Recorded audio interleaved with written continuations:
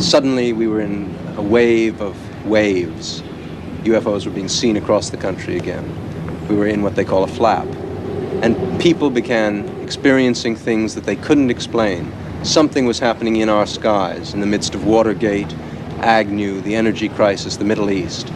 Something was happening and people couldn't understand what it was. We spoke about UFOs, but nobody really knew. And then it hit right here where we are. It hit Pascagoula. Do you think it was people coming out at first? Well, they had I kind of thought it was people at first. You know, off up here there in front of me, it was the most shock I've ever had in my life. Most shock I've ever had in my life. What did you see? Well, they were shorter than me. I'd say about 5'2" or 3", and they didn't have a neck.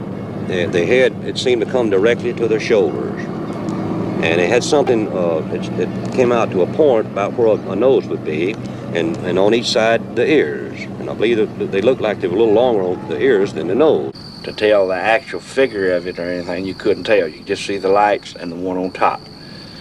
When it happened to Charlie, the creatures, whatever they were, didn't communicate with him.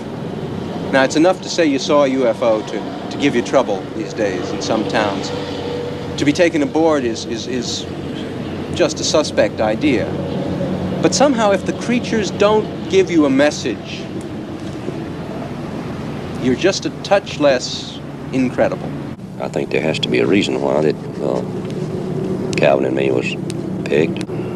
I don't know. I think that they know more of what's going on down here on this earth than we think. And I don't know. They might have been, you might say, looking for somebody that could, you might say, hold up under the strain and convince people that